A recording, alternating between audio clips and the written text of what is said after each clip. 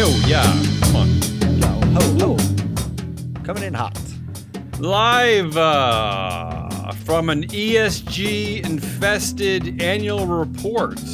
Well, we don't see a lot of those anymore. No, they don't exist. It's an all-new, terrific Tuesday edition of Business Man, joined by analyst Matt Moscardi. Whoa. Yeah, I like the strong emphasis on the T. On today's annual volleyball game with lead independent directors who have served on boards for more than a decade, called March 25th, 2025, at the Who Do You Blame game. Oh, I like this game now. This is one of my favorite games. It's turned into a good game, even though there's no rules and like all your games. Maybe it's my horrible personality, but I love taking a headline and looking for people to blame. I don't know. I just love like pointing fingers and getting mad. It just fits with me. Our show today is being sponsored by FreeFlowAnalytics.com, the only platform measuring board power connections and performance for free. In fact, Matt, I use this platform a lot, specifically during this game. It gives me a lot of insight into, especially who to blame, because like for instance, I have a story about DoorDash.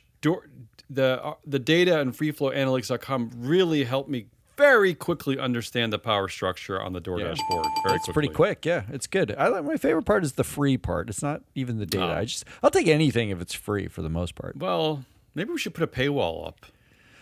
And who's we? We're not them. Maybe we should tell them to do it. Tell them. Yeah, that's true. All right, you ready for this? All right, let's do something. How do you want to do this? You want to go back and forth here? You have some. Let's do back and forth. Yeah. Okay. I'll start with one that we've talked about a lot recently, and one that I know you will appreciate, and that's the annual vote at the Walt Disney Company that happened last week, Friday maybe? Thursday, Is that something Friday? I appreciate? Is appreciate the right word for that?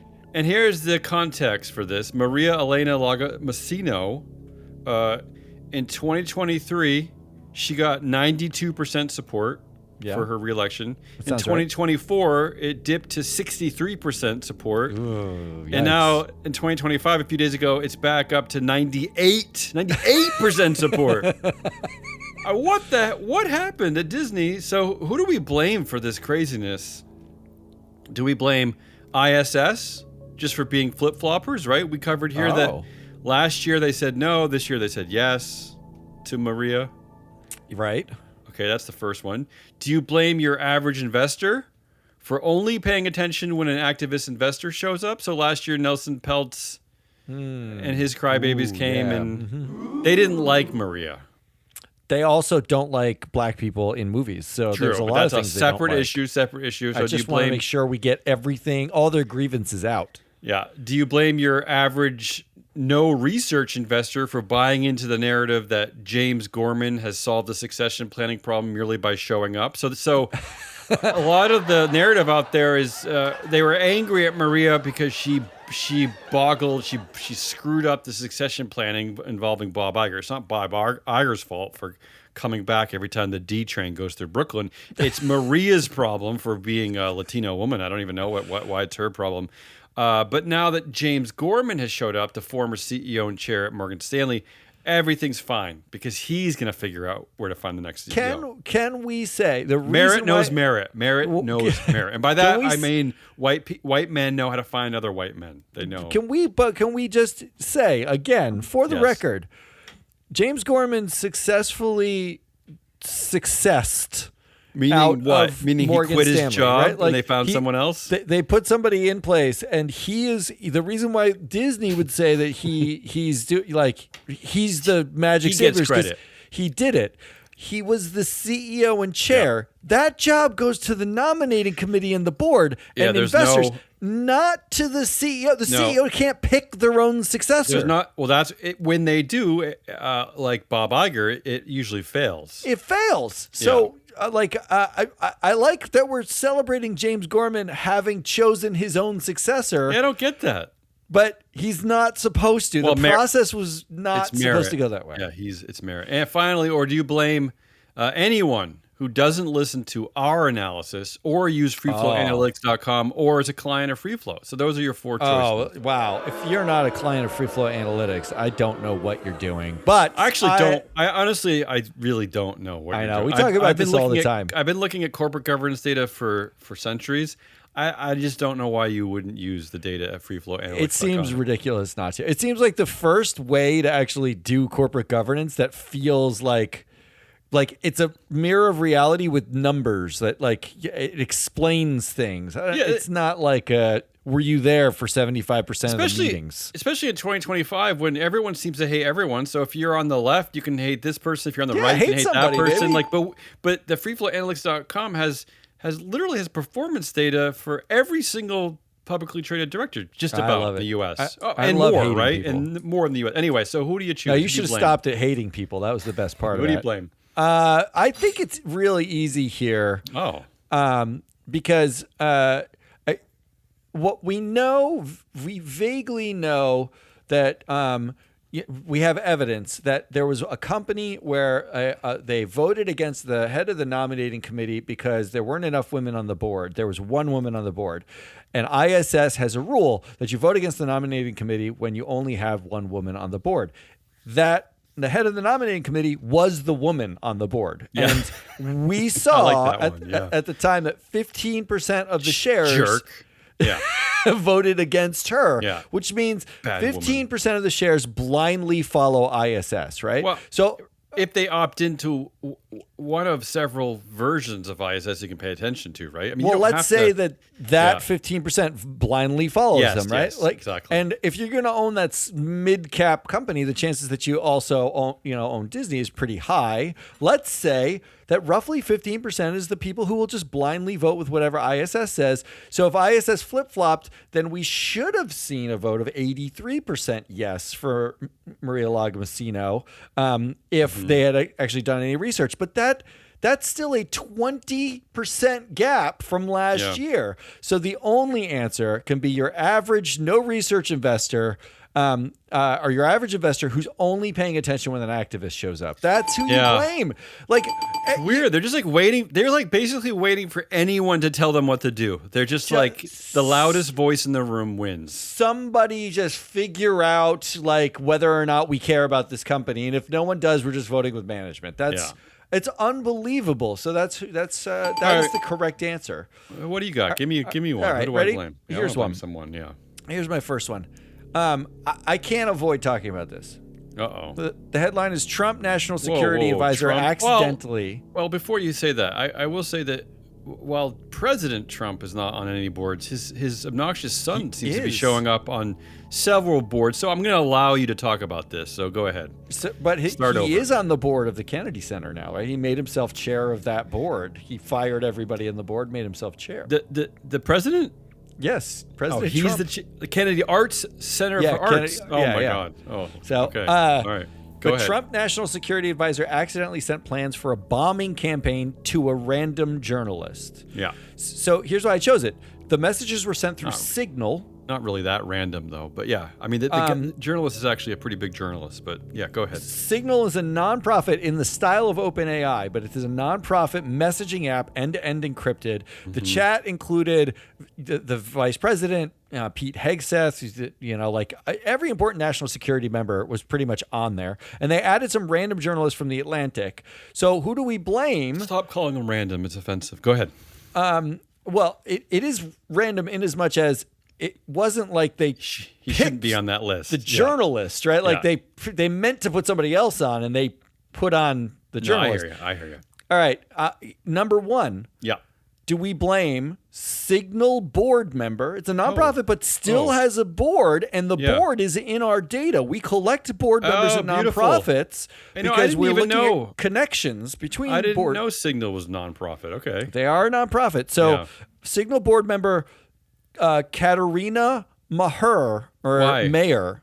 Why did you choose her? Because it's a nonprofit, but she is the CEO of NPR. Oh, she's a wokey. Woke. Yeah, she's woke. She's woke. DEI hire. Yeah. So the woke are sitting on this board. It's probably her fault that they didn't realize You that had added. You had me at Katerina. I mean, I just heard a woman, and I knew like she couldn't have had their credentials. Oh, well, I'm not to be on done. the board. Okay, go ahead. Number 2, Signal board members. Uh-huh.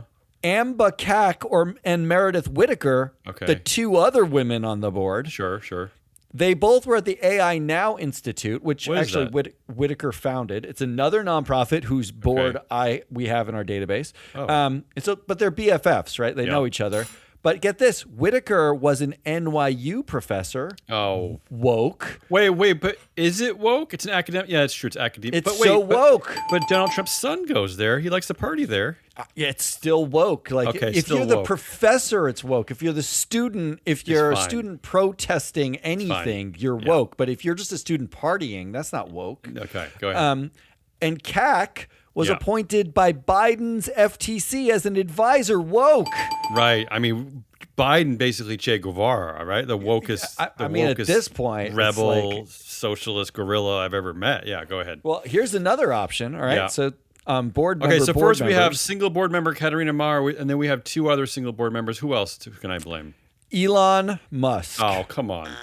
Because lest you think anything happens without this fuckface being involved, Yeah. his foundation gave $2 million to Signal in 2021.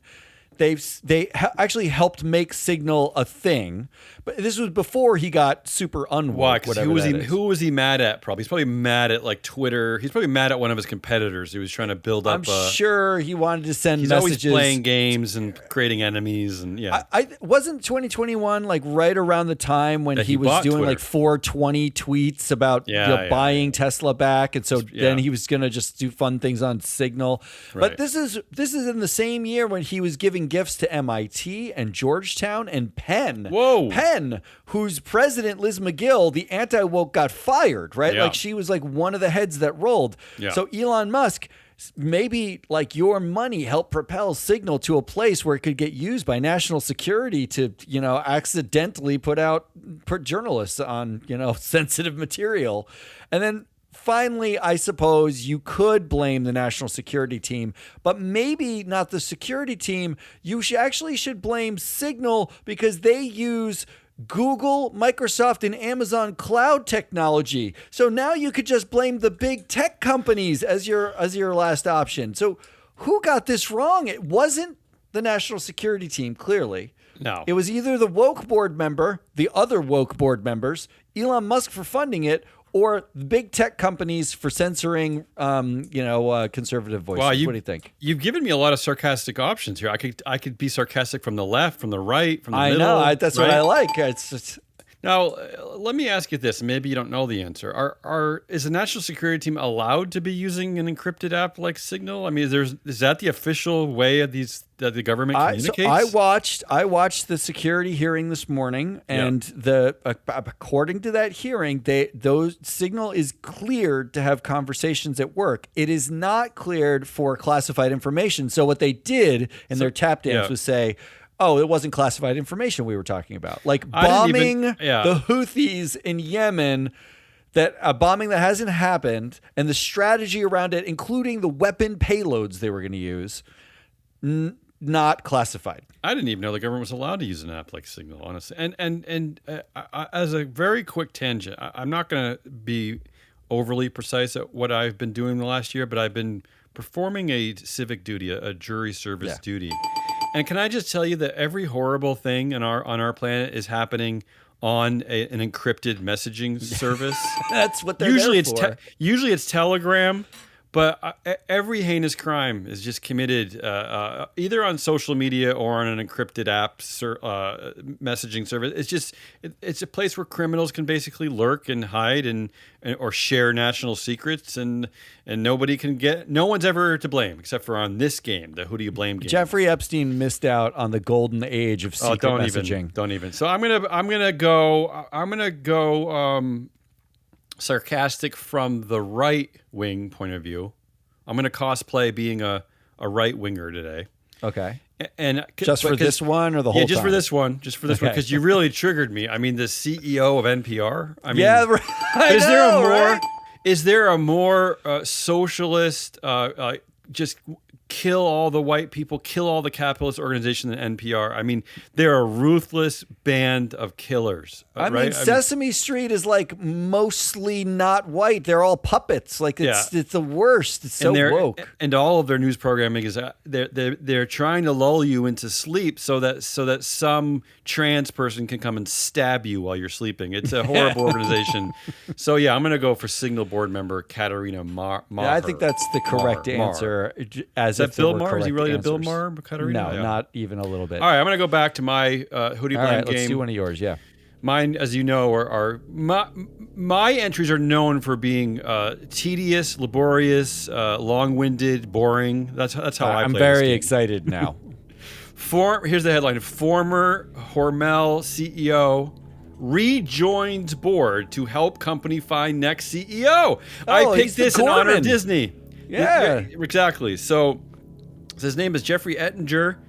He's rejoining the board, and he's gonna join the search committee to help find the company's next CEO. In fact, they've created some ad hoc CEO search committee, and no matter the hour I spent, I actually couldn't find the members of this made up bullshit committee, because the weird thing, Matt, is that they already have a... They have one. It's called, they have a committee that has a job to do this. So let's just get right to it, okay? So the first person... Who do you blame? Could it be the governance committee, the one that has a mandate to review the company's executive succession plan? So that's right in the proxy. It says it, yeah. In fact, they met 7 times last year. So there was ample time to discuss like who the next CEO could be, right? Okay. Well, the last CEO did such a good job that he's had to come back again to find the next CEO. So, right.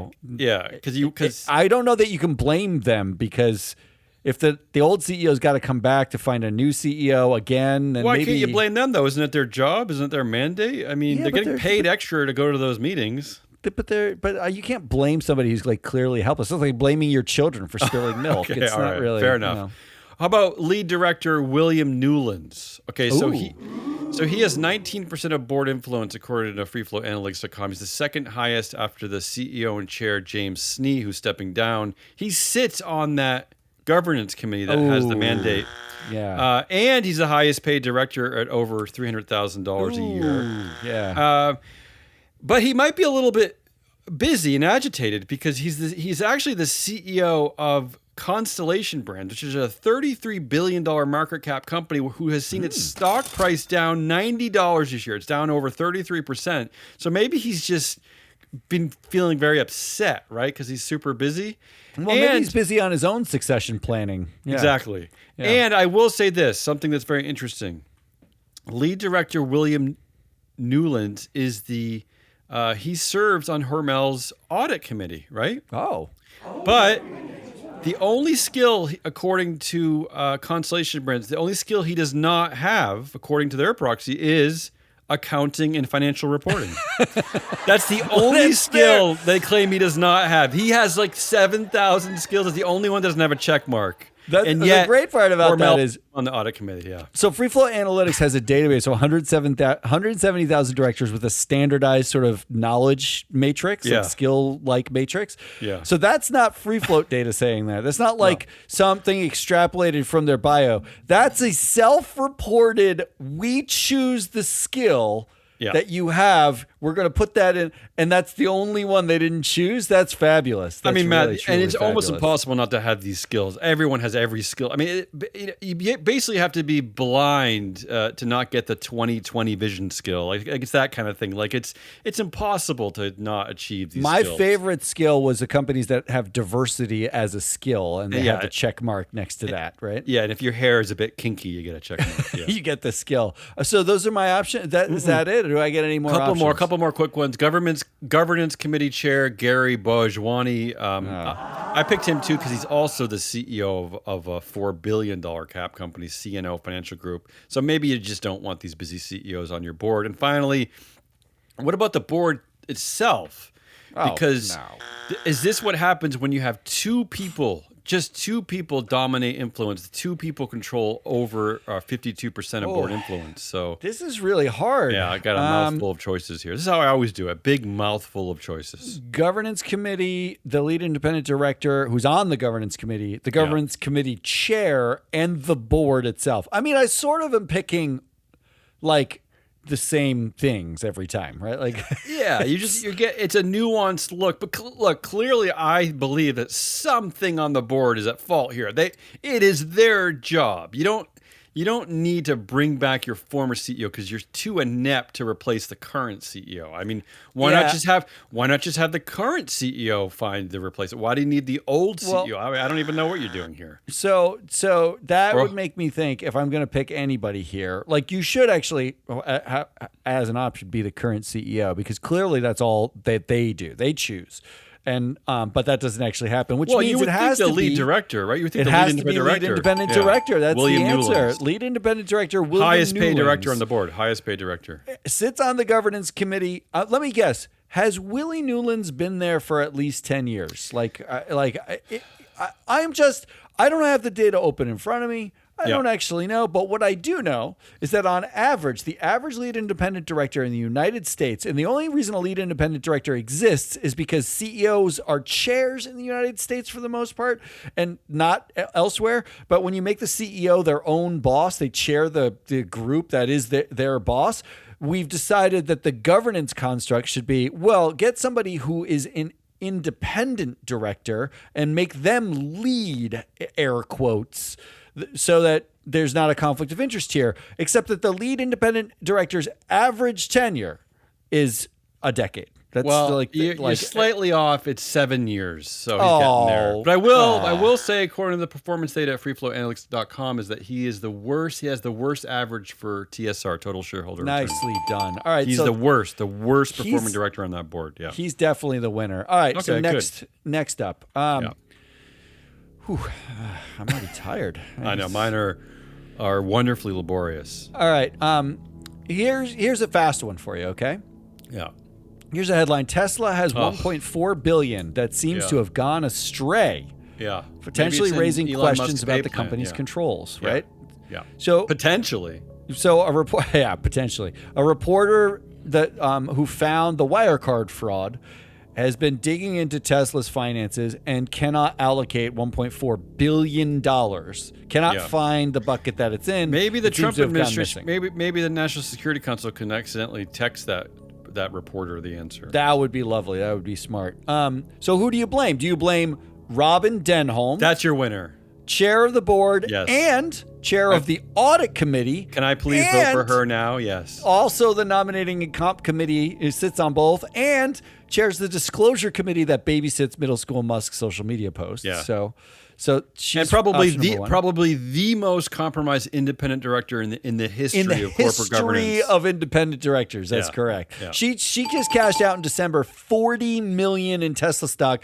The estimate is that she's made over $600 million on her Tesla stock, and she's never said no to Musk. She still holds plenty too. She's not done. And I will say, even worse than Elon's brother Kimball, even worse than his buddy James Murdoch. She seems to be the champion corrupt independent director. All right, go ahead. What else? Well, that brings me to option number 2, who is Kimball Musk. Oh, what is he? So here's my guess. Kimball Musk was on the Chipotle board up until 2019. That surprises me. Yeah, but they had the E. coli breakout right around then. So you're saying he was the E. coli source? Well, I'm wondering if he borrowed the $1.4 billion to actually buy burritos to prove that they did not have E. coli. Maybe he used it. That's a stretch. Yeah, That's a weird thought. You don't think so? Yeah. Here's my last option. Mm-hmm. DEI. Wow. Okay.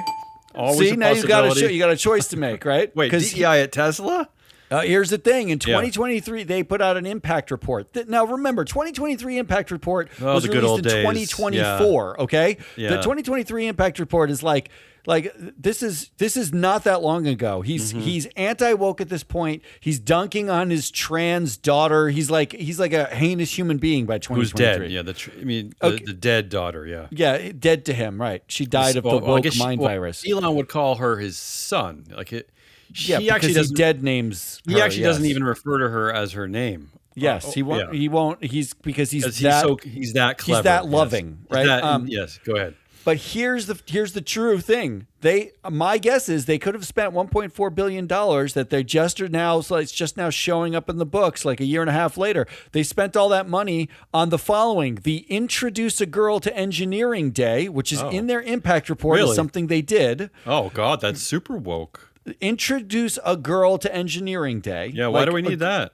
Do you know girls have vaginas? Did you hear that? That's well, all this is terrible. So woke. Yeah. And they conducted anti-harassment training, which covered 97% of Tesla employees. They were not forced to do that? No, they were not. This is their code of ethics and business, or like their business ethics training that included anti-harassment. They said they do not tolerate harassment.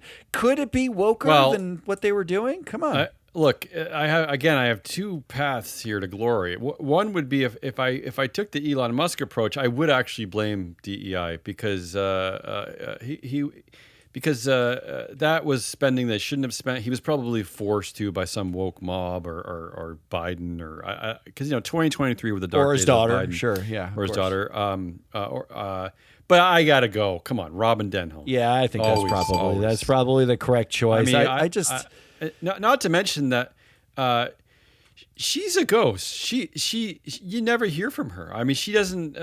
She's had an ample opportunity. I mean, Tesla's been going through a lot of hell in the last few months.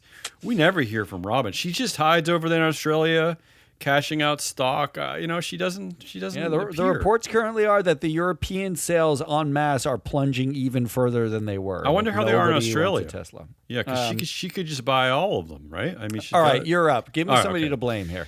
Okay, come back to my exhausting list. God, they're so long. Yeah, mine are always they're very nerdy. They're very governance centered. Like this one, Ameriprise CEO earns more than $50 million for 5th year in a row. Nice. Okay, that's the headline. But first, hats off to Minnesota Star Tribune reporter Patrick Kennedy for just being incredibly thorough and really understanding his mandate there. Matt, he's reporting on Ameriprise CEO James Cracchiolo. You're Italian. How do you pronounce that? Cracchiolo? Cracchiolo? Yeah, sure. Sorry, all Italian people. But he's reporting on the amount he realized, his total realized pay. Whoa! Because when you look at the total summary Woo! Compensation, it's only about $23 million. But this reporter is including all of this vesting stock, all of his options, all that kind of stuff. So yeah, hats off to him. He also, in the article, he even reported on the CEO pay ratio, 191 to 1. So this guy is really not that high. He's really engaged, this reporter. So hats off. All right, so who do we blame? Blame the reporter. Do we blame the compensation committee? Oh, that's so boring. Okay, but specifically, I'm looking at a bunch of weird characters. This is something you don't see very often. First of all, the chair, Diane Neal Blixt. Okay, there's a lot here. So let me take this a different tact here. For 3 compensation committee members also serve on the executive committee with the CEO, which is weird. You don't see that. That's not right. You almost never see that. Yeah. Also, 4 of the compensation committees have really high value of shareholding. So the chair, she owns $7 million of Ameriprise stock. Amy DiGesso also $7 million. Ed Walter III owns $4 million, and Robert Sharp Jr. owns $31 million of Ameriprise, right? What are you doing? So I think that maybe they're just there to listen to the CEO and they're there for short-term gain. I don't know what they're there for, but that's unusual. I just don't see this very often. So the percentage of executive committee influence on the compensation committee is overwhelming, right? Like it's got to be the vast majority of the compensation committee is. I mean, it's an important committee. But they're on the executive committee, right? Like they're also on the executive committee. That's where they hug the CEO and they spend extra time with them and they golf, right? Well, not only that, but one of the compensation committees, Amy DeGesso, she previously served at American Express, where James formerly comes from, because Ameriprise was spun off from American Express. So they clearly So yeah, it's a strange, corrupt. A lot of love. Yeah, so that's first compensation committee. How about the board's general inattention to shareholders? So in 2022, 20% of shareholders said no on say on pay. In 2023, 18%.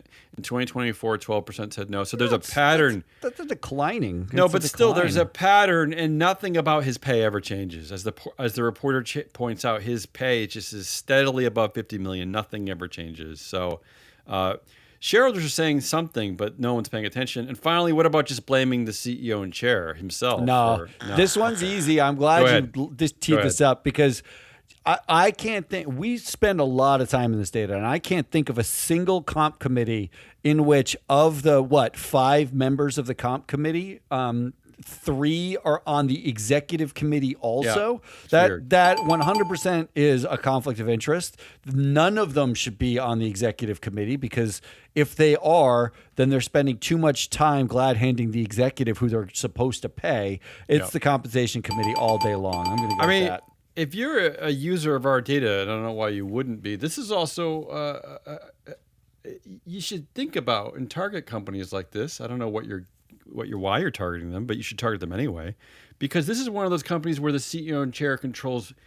This is a one class, one share company, if I'm not mistaken. This should be easy. James controls 41% of board influence. So something is amiss there. Something is off there. Something is. All right. Well, at least we know who to blame. Okay, go ahead. Let's get into another one of mine. Most of mine are actually pretty short compared to yours, although that bar seems to be low. I'm famous for long-winded who do you blame game entries. Famous for Here's the headline I saw that. And when I say I saw, I mean you pulled. Female executives are fighting back against alpha male CEOs. How? Finally. Great. Wonderful. How? How are they doing that? So the way they're fighting back in the article is apparently they are organizing groups and companies separate of male CEOs. It's like exclusionary, effectively. They're saying these chest-beating alpha males are impossible to work with, so we won't work with them. Right? So they're doing basically what the men are already doing. They're just creating. Well, they're doing what because the men have their men-only exclusive companies. Yeah, they control all the influence. Yeah, it was not that long ago. It was like 25 years ago where you could go to a smoking club and it would be men only, right? That still exists in places. So they're just doing that. That version. So who do we blame for the fact that they're fighting back at all? Do we blame the middle school manflake executives? Listed in the article are Musk, Zuck, and Bezos. Yeah. And they specifically point out in the article that Zuck and Bezos have been spending a lot of time fighting, getting buff and fighting and And Zuck is talking about masculine energy, and then they talk about Musk, and he said all sorts of things about men being effectively superior in some way. I can't remember exactly what he said, but it's like the middle school sort of imposter syndrome that these guys have is. It'd be easy to blame a bunch of sort of frauds while you're the highly educated, female executive, saying. I can't handle this. Fuck this. I'm out. All right. Yeah. So number one, because despite their resume, they're there not by merit, but by some DEI hire. Yes, exactly. They're DEI hires. Speaking of, do we blame the female executives themselves? Okay.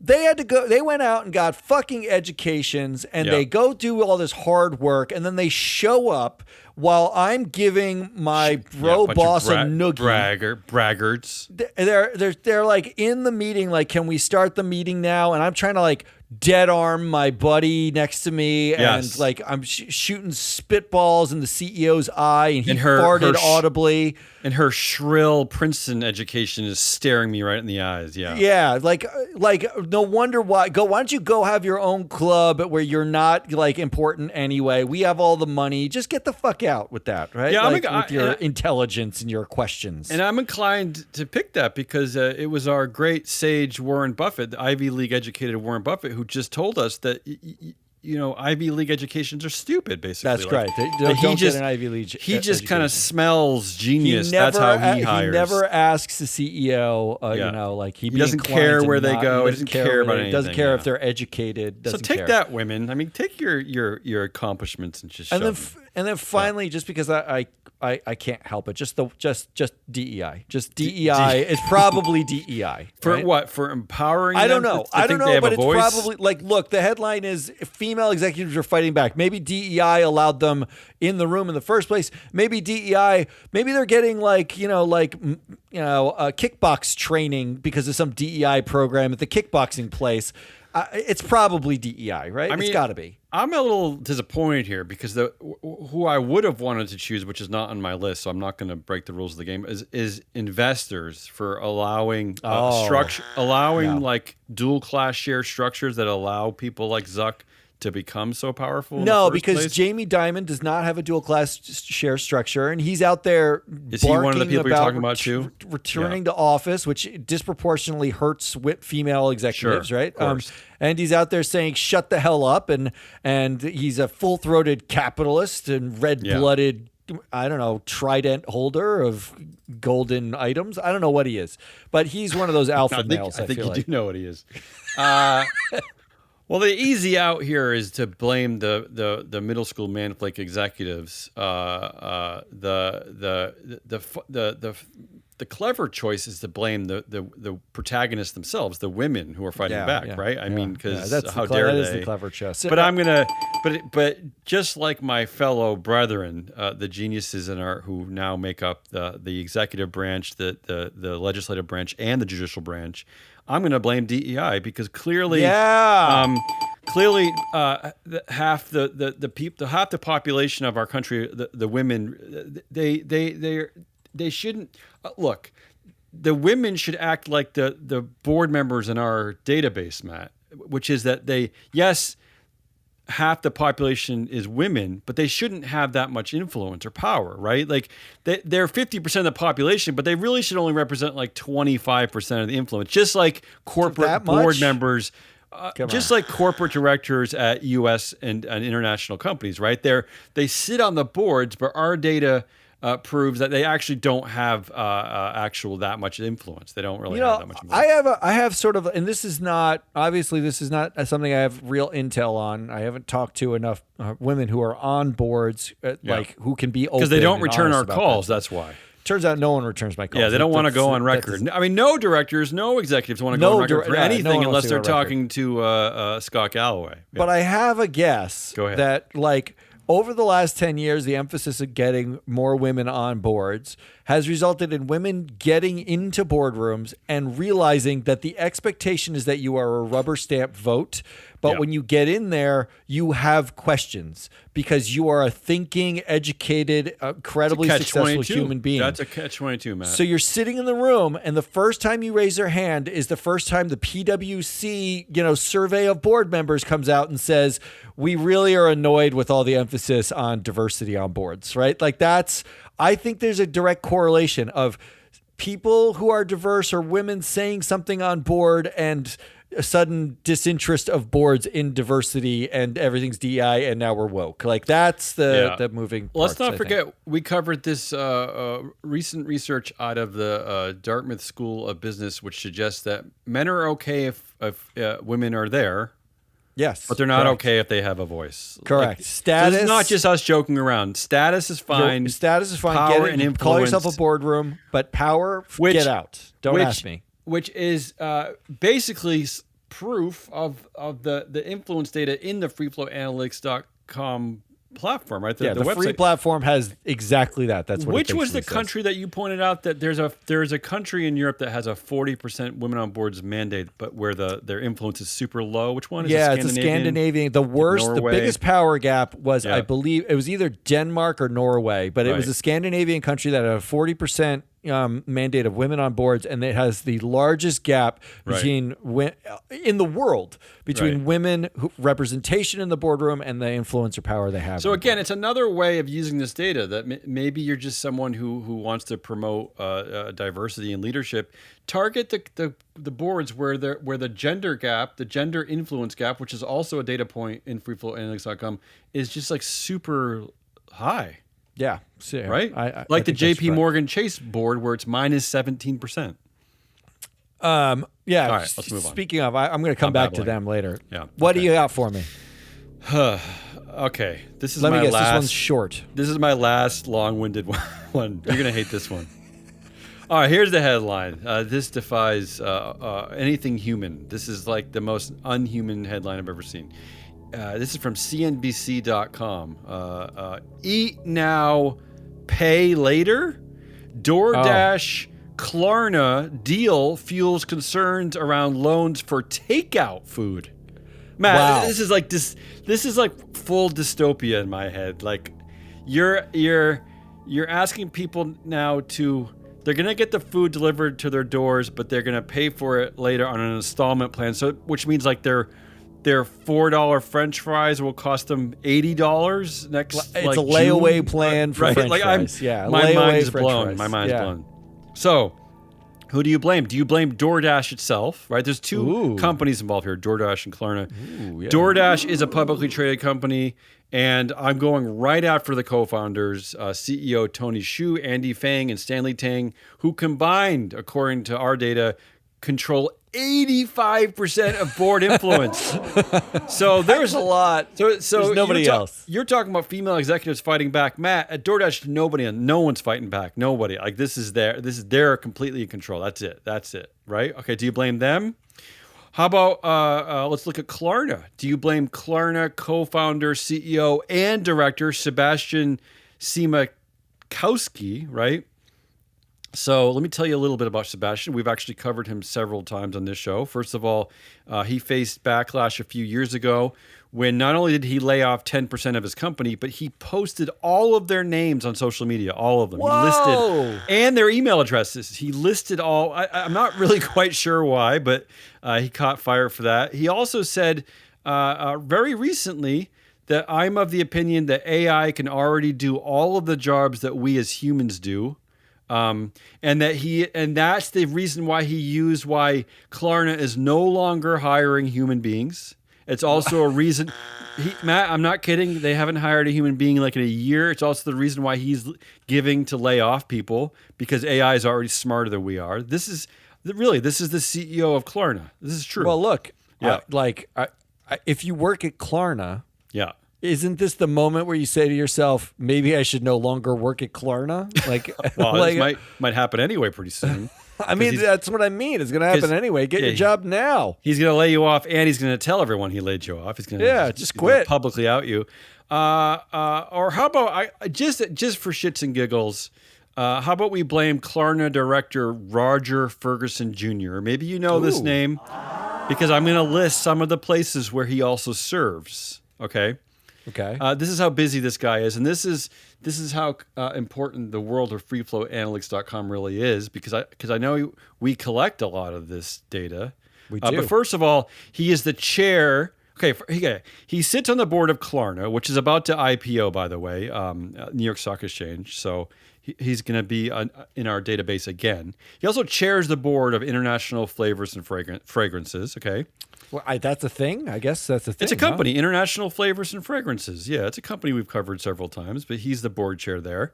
It's a large cap company, Mac. Pay attention. He sits on the board of Corning, right, where he's the chair of the compensation committee. Okay. He's also on the board of Alphabet. You heard of it, Alphabet, Google, where he's the chair of the audit committee. This is how busy this guy is. He's the chief investment officer and chair of the investment committee at Red Cell Partners, which is an investment firm. He's the director at the Institute for Advanced Study. He's a director at the Memorial Sloan Kettering Cancer Center. He's a director at the Smithsonian Institution, there in D.C., Smithsonian. He's a director at the Aspen Institute. He's a director at the Group of 30. He's a member of the Smithsonian Institute's Board of Regents. He's a member of the Economic Club of New York. He's a member of the Council on Foreign Relations. He's a member of the National Association for Business Economics. He's a fellow of the American Academy of Arts and Sciences and co-chair of the Academy's Commission on the Future of Undergraduate Education. He's a fellow at the American Philosophical Society. And that Matt, that's just what I found by looking at a couple of biographies, because I had to kind of look at several different biographies to scrape this together. I'm sure there's a lot more he's doing. This is probably underselling all his duties, but this is how busy the Klarna directors are. Is it fair to call him a director at Klarna? Like at some point, aren't you a director at nothing? Like I don't know what's happening. I don't it's know. Everything. Yeah, he's a director of God's beard, God's robes, of heaven itself. That's it. I'm gonna say that. I'll add one more. Or can we? How about we blame the dopes who eat now and pay later on an app when they more than likely can just walk to the market and buy a kiwi? I don't know. Like I don't know who does these things. I don't really know. But isn't it college kids who do this? Like it's like 80% college students. Yeah, but why? Because the dining hall that basically has all the free food you can ever eat is not good enough. Was that no? Why? Look, Tony Hsiu is also on the board of Facebook Meta. So just for that, just for the fact that he's on the shadiest company board in the history of boards, DoorDash and the DoorDash board, it suggests that this is not a company who's deeply worried about the morality of eat now, pay later. I'm going to go with the DoorDash board as the correct answer. Other than shut-ins, and there are people out there who are not capable of I'm sure, of going to supermarkets. I'm sure it's a small percentage of the United States. Nobody. DoorDash is absolutely pointless. It's a pointless enterprise. Yeah, it's not useful. Sorry. It's absolutely pointless. I'll let them know. You know what I'm discovering, Matt, which is really going to be real news to you, is that the large majority of things that are created by middle school, what do you call them? Middle school manflakes? Manflakes, the billionaire middle school manflakes who invariably went to places like Stanford, like the co-founders at DoorDash. They're creating things that humanity has absolutely no use for. There's no use case for any of the stuff they're creating. Nothing. None. Benefiting nobody. I have to admit, I have used DoorDash before, but it was by accident. By accident. I accidentally used it. All right, I got two more, and you've got one more. My last one is short, though. By the way, who do we blame? Oh, we blame DoorDash. All right, go ahead. All right, here's a headline. Caesars Entertainment announces 2 new independent directors. Okay. Now, first of all, I could blame the headline writers here because it makes it sound like they just added 2 directors every other day. Like that's what they said. That's what it says there. But the 2 directors were they circumvent actual shareholder democracy. But yes, they just appoint directors. Yeah, go ahead. But those directors were actually put there by agreement with the aged activist and guy who doesn't like pig crates or Bill Ackman, Carl Icahn. Yeah, we haven't talked about Carl in a while. Yeah. He's been in and out of Caesars Entertainment. These are actually the 2 people who got added are on the board of Icahn Enterprises. One of them's on the board. Yeah, and to be clear, it's his daughter who doesn't like pig crates. Carl was just supporting his daughter. Well, he's the one who did the CNBC, interview. All right, so here, who do you blame for these new independent directors? Do you blame Caesars board, right? Yes. Icon's going after them because there's some underperformance. Caesars board, according to Free Flow Analytics data, bats a woeful 373 average TSR. That's the average TSR. Despite an 831 EBITDA average earnings, meaning this is a board that oversees a company that earns in the top 80th percentile of the companies in its industry, but the stock price is in the bottom 37th percentile of stock prices. If you work at a hedge fund, if you work at a investment company, if you work at a pension, anything, whatever, you work anywhere. Activist, you work at an activist investor. How do you not want to use this data? That to me is absolutely fascinating. So you have they're hitting high in earnings, but they can't translate that into share price. wouldn't these people be perfect targets for something? I mean, how do you Yeah. not want to use this data? Well, they are. They were They're invited activists in Carl Icahn. And you know what? We created this idea in theory more than a year ago, suggesting that be careful. These are the types of boards where investors are going to come and mess you up. And once again, it's happening right there. It happened once again. Yeah. Well, the second person that you could blame here is Icahn Enterprises board themselves. Okay. One of whose members joining Caesars, and they're joining to teach them a thing or two, despite the Icahn Enterprises board having a board with a 332 TSR and a 539 earnings batting average, meaning they are worse than all of the board members on Caesars currently. So just by virtue, so activism is not merit, right? This is actually important when you're talking about like Nelson Peltz and Disney. Go ahead. Like, it does not mean that you're good at the thing you do simply because you have enough money to bully a company into doing a thing. In fact, in fact, Disney and Blackwell's did a great job last year of spelling out all of the ways that Nelson Peltz has been sucking. And then finally, investors who were so worried about the board's abilities. The lowest vote getter in 2024 got an 86.2%, but not for poor performance because that's a pretty low number. But he got it because he's 84 years old and the head of the nominating committee, and he's been on the board for 20 years. He didn't get it for poor performance. The average, not including that guy, was 98% in favor. Right. 98% in favor. And then my last option here is DEI. It's probably, you got to put DEI in everything now. Well, listen, right? That's to blame. These investors, by the way, have no right. If there's any kind of proxy contest issue, you have no right to suddenly change your minds against these. You should stay at 98% support for everybody. Forever. That's the way you roll. Forever. Yeah, that's the way you roll. Yeah. That's the way you do. Don't, Matt. I mean, you say the Icahn Enterprises board, but you realize that according to freeflowanalytics.com, 73% of board influence there is held by people with the last name of Icahn. Yeah, that's correct. That's correct. They so really blame the board. They're nothing burger. Yeah. And investors is always an easy blame because you're right. They never seem to be paying attention to anything. But I like the idea of blaming. As much as I want to blame Icahn, I like the idea of blaming the Caesars board mostly because highlighting our data that they're hitting a woeful 373 in TSR despite a very, very high 831 in earnings. Yeah. So it's their fault. So I'm surprised you just glossed over DEI, but I think that's the right answer. Well, I blame DEI for everything else in my life. Like my basement flooded last weekend. I blame DEI for that. We suddenly have snow up here in Portland, Maine after a nice spring weekend. I'm blaming DEI for that. So I just blame them for everything else. All right. So we'll take that as road. All right. Last one for you, and then I got one quick one because we got to get out of here. Good. I have one quick one too, believe it or not. An easy one for you. Here's the headline. Blue Sky. You know Blue Sky? Blue Sky is the... Yeah. You know, I like Blue Sky-ish. Blue Sky made more money selling T-shirts mocking Mark Zuckerberg in one day than it has in 2 years of selling custom domains, okay? All right, that's the headline. Okay. So who do you blame? Do you blame Blue Sky for selling anything other than T-shirts mocking Mark Zuckerberg, right? Oh, They should only be selling that, right? That's on brand. That should be their thing.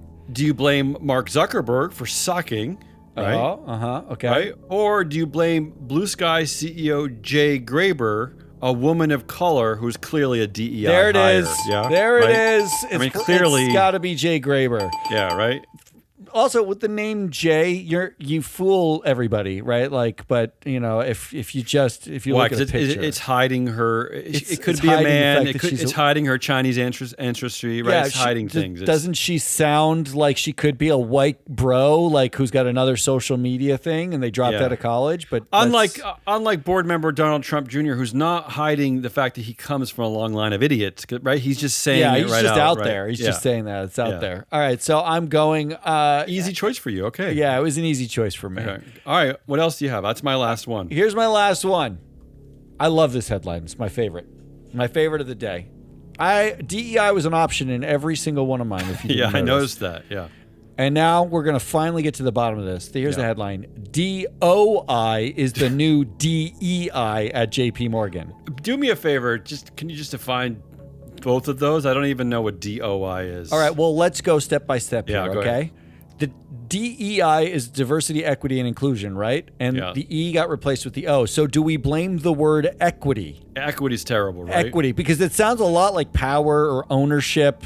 That's definitely like a white alpha male thing, middle school thing. It sounds too much like some of our founding documents, right? Like we don't want equality and all that. So equity, like we can blame that word because that word was the problem. So Trump doesn't have a problem with DOI. It's the E. He actually really dislikes the letter E and or what it could stand for, right? So there's that option. Yeah, let's not forget actually that the Declaration of Independence did say that all men are created equal. That's correct. Yeah. So I do kind of blame equity there, right? Yeah. Go ahead. So the other option is what the O now stands for at JP Morgan. It stands for the word opportunity. Okay. What does that even Diversity, mean? Opportunity, and inclusion. So we're getting into like now marketing buzzwords. Like what equity? I understand. Look, I'm just saying E, evil. O, opportunity. Benign. Opportunity. And but isn't getting a job this way? Isn't getting a job anywhere an opportunity to get to? You're an alpha male and somebody says, I want equity with you. You say, you punch them in the face, pull down their pants, and then fart, right? If you're a middle school alpha male and someone says, "Can I have an opportunity to be with you?" They're like, they make out and and then even that sounds woke to me, an opportunity. But this is the quote: "We are changing equity to opportunity and renaming our organization to diversity, opportunity, and inclusion because the E always meant equal opportunity to us, not equal outcomes." Wait, are you making? Did you just make up that sentence? That is what JP Morgan said. JP Morgan in their release said that. I wonder if they have, how much marketing skills they have on their board. Think about that. I don't understand that statement. Equity is a problem for us. Because equity suggests that you have power. We don't guarantee that you'll ever have power. That's what they're saying. They're saying we are suggesting that you have equal opportunity, but not equal outcomes. Meaning, we will put you in the room, but don't worry. You may never have power ever. No one will That's not what we're looking for here. Yeah. We're not looking for that. It is very accurate in that way. I was gonna say at least they're being honest. It's much better. Yeah, kind of like I'm looking at the JP Morgan Chase board right now in Free Float Analytics. In fact, there are two women on the board who have so little influence they basically don't exist. And one of them includes Melody Hobson, who's been there since 2018. She has 3% of influence. How about Alicia Bowler Davis? She's been there for 2 years now. And according to our data, she has less than 1% influence. She has 0% influence. 0%. I'm sorry. I'm sorry about that. Yeah, I'm sorry. Well, she has opportunity, just not equity. So that's... and then finally, do we blame Jamie Dimon's fat mouth who told DEI, bring it on? Wait, why aren't we blaming DEI or DOI or something on this one? Because we've already blamed the E and the O. We don't need to blame DEI. Although I do want to say maybe the D and the I could take some blame here for squeezing out the E and replacing it with O, right? It could have been diversity and inclusion, but they didn't do that. They actually put the O in there. So the D and the I are a little safe. I have two immediate thoughts. First of all, Jamie Dimon is becoming one of my favorite geniuses of our show. You know, some of my favorites include actually Melody Hobson and Starbucks, but just Jamie Dimon because he just says everything. Yeah, he does. He comes from every direction all at once. My favorite category of thing. My head spins because I just don't even know who he is. I don't know what side he's on. It's wonderful. First of all, I'm impressed that he's keeping the words diversity and inclusion. What is he? Some kind of full-throated communist? What is going on here? That's what he said. It's just the word equity that's the problem. Equity doesn't like. Well, but as you pointed out, he's just being truthful. You're never going to have as much power as I have, right? That's what he's saying here. That's what he's saying. Yeah. Uh-huh. But the other thing is, I wonder, is this just a troll against the idiots who work in the Trump administration? Because we know one of the things they're doing is just searching for the DEI acronym, and then right, and so this will have the DEI acronym. Control F. Yeah, that's what they do. But the joke's on them because they're also searching for the words diversity and inclusion. So I don't know. But anyway, inclusion, not diversity, opportunity and inclusion. So. Yeah, I don't know, but I'm going to go just because he's just such a wonderful source of inspiration for our network and our show. I am going to blame Jamie Dimon's fat mouth. Oh, that's the wrong answer. The right answer was the word equity. I love his fat mouth. They shouldn't have asked for equity. That's all. That was like 7 hours of show. That was good stuff, though. Hazelnut Rollis. This is a great use case for the data at freeflowanalytics.com, all of it. We are Free Float. Thanks to freeflowanalytics.com for giving us all that free data. Go get it. Go sign up. It's super easy to use. We'll be back later this week. Oh, more? We've got more to do? Big show, Proxy Countdown coming. We got a big show on Friday coming, just like usual. Yeah, we'll cover in depth. We're going to look at that Disney meeting on the Proxy Countdown. I'm excited about that. It's my favorite thing on earth. Until then, goodbye.